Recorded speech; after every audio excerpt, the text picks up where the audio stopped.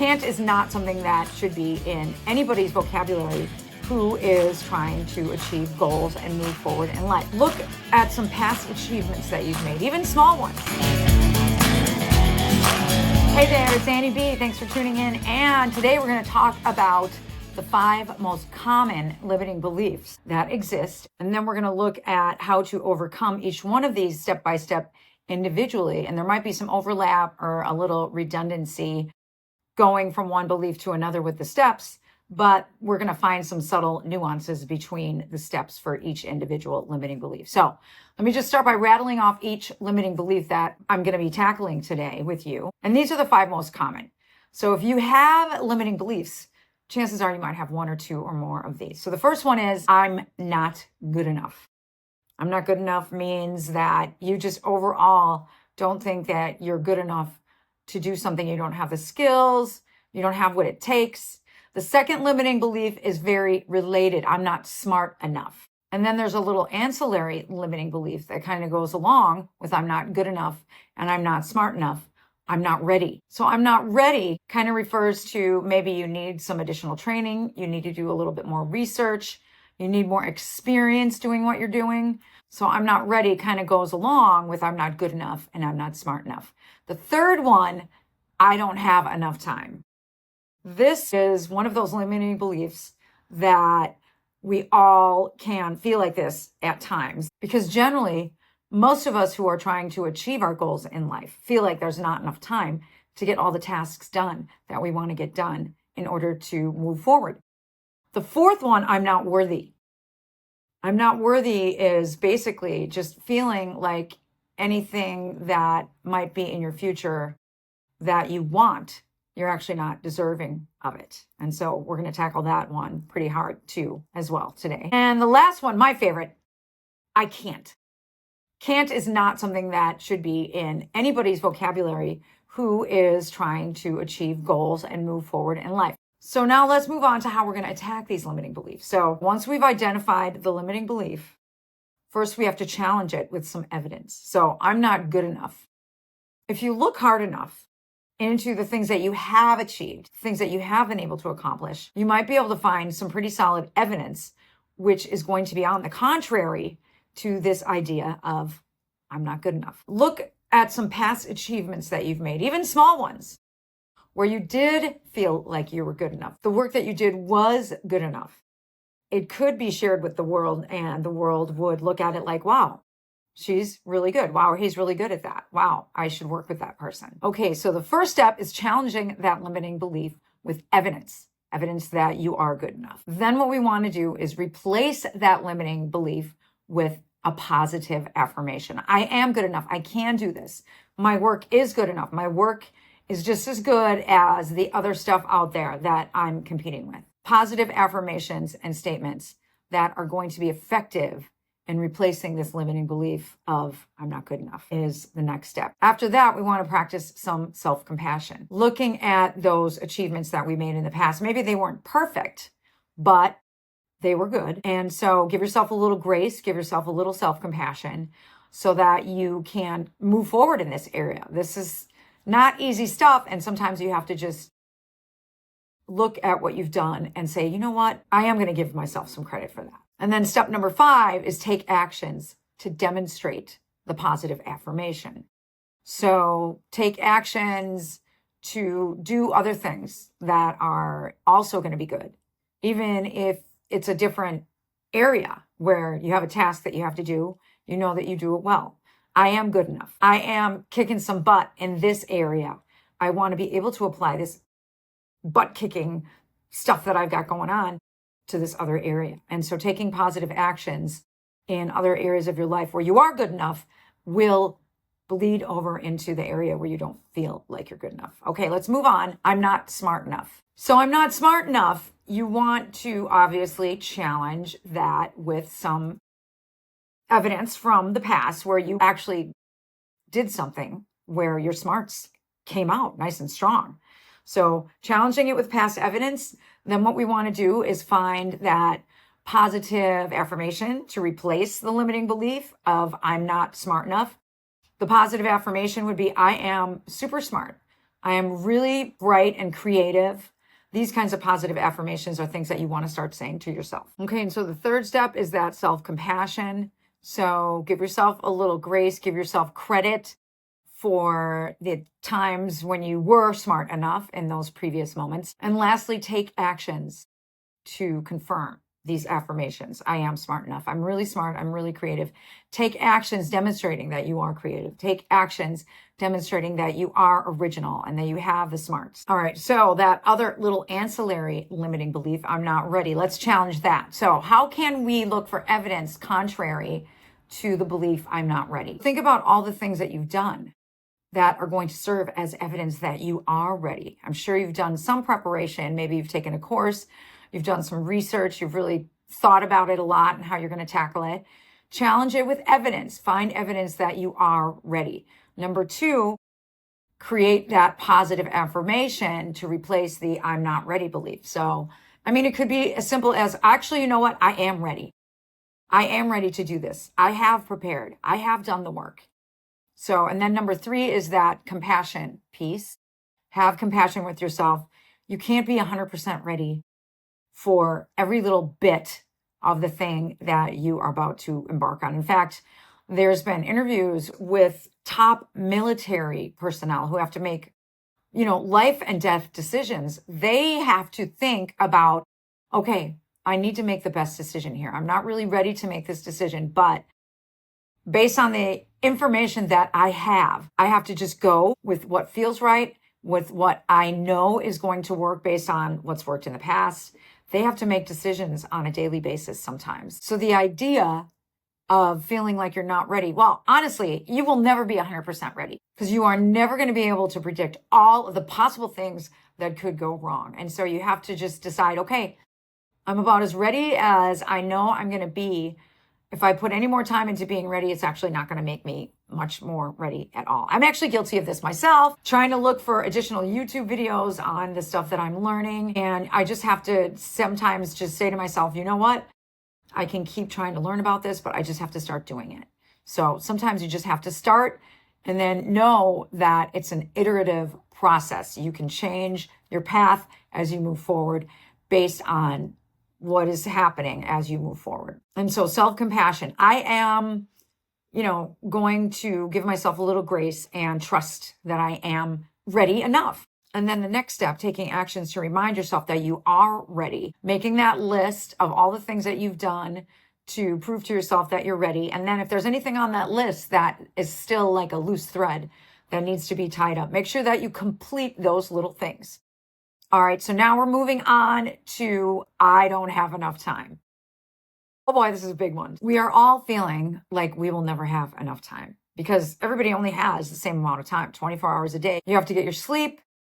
You might have other obligations to family or your day job before you can start working on this other goal that you have in your life. But I challenge you, do you have evidence that you do have a little bit of extra time here and there? Maybe you have to get up an hour early every morning. Maybe you have to plan on working on this goal immediately after dinner. So if normally what you do immediately after dinner is watch some TV, you should absolutely get rid of that TV watching and replace it with working towards your goal. You will find time if you look for it. It's that thing that happens to people. When you look for something, you actually start seeing it. Once you buy, a black BMW, you start seeing all the other black BMWs on the road. Once you start looking for the time, you will find it. So that's how you're going to challenge this limiting belief, is actually look at your calendar. You might have to go through it with a fine-tooth comb, but find evidence that indeed this limiting belief is incorrect. Find those little half-hour windows, 1-hour windows, even 15-minute windows in your day where you can use those little windows of time to start working on your goal. A lot of people can get a lot done in 5 minutes. So, don't knock the idea that, a little 5-minute window, 10-minute, 15-minute window isn't going to make a difference. Because if it's really focused and you have a specific thing that you're trying to achieve in that amount of time, you can get it done. And then, of course, your positive affirmation. I do have enough time. I have enough time right after dinner. I have enough time right before I go to bed. I have enough time before I leave for work in the morning. I could get up a little early. I have enough time if I put some time into this during the weekends. Positive affirmations on, yes, I do have the time to do this. Again, self-compassion. So maybe you don't have as much time as you wish you had. Well, forgive yourself for that. Just get started with the amount of time that you do have, and then start looking for those little opportunities where you can add a little time into the achievement of this goal. Give yourself a little bit of grace if you don't have as much time as you would like. And then obviously take actions to demonstrate it. Grab that little half hour and take some actions that you know will move you forward towards achieving that goal. So take actions in this area to demonstrate your affirmation that I do have enough time. All right, then we've got I'm not worthy, a tough one. Because this has to do with like deep down inside how you feel about yourself and what you do deserve in life. This might require some deep digging, some journaling, some real thoughtful moments. You can even put on some meditation music and think about how you're going to challenge this belief of I'm not worthy. Challenge it with evidence. Look for times in the past when you received something and you really did feel worthy to receive it. You achieved a goal in the past and you actually felt like, you know what, I really deserved to get this in my life. The deep digging is something that might have to happen here in this one. I'm not worthy. And then replacing it with a positive affirmation. I am worthy. I know I deserve this. I have been working in this area for a few years now. And that's going right into the self-compassion. Sure, you've been working on it for a few years and it might feel like a few years is not enough time. You've been working on this thing maybe for 6 months, and 6 months to you does not seem like it's enough time. But give yourself some grace and compassion. 6 months is a nice little chunk of time. So give yourself credit for putting those 6 months in, even those 3 months. It doesn't matter. Give yourself compassion for what you have been able to put in. And then taking actions to demonstrate that you're worthy. What kind of actions could you take to demonstrate that you're worthy? Well, you could start looking for things that are going to allow you to reward yourself once you have been able to achieve the goal that you're going after, that you might not feel worthy of at this time. So take some actions that are going to demonstrate your worthiness. Maybe you have a certification, you have a certificate that you can put up on the wall. Maybe you have some other evidence that you are worthy. Maybe you've got a high school diploma. Maybe you've got a college diploma. Whatever you have, take actions to demonstrate it and put those things that show that you're worthy, kind of put them in your face. There's a reason why people who have gold records have them up on their walls, right? There's a reason why people who have accomplished things and trophies, they have them on display.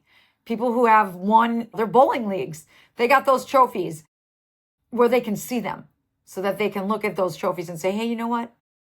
That's something that I was able to achieve. Take any little things that you have that tell you that you are worthy. You're worthy of winning. You're worthy of achieving your goals. Anything that you can put out on display for yourself to remind yourself that you are worthy. And then the last one, I can't. So this can come from a general sort of overall feeling of inadequacy.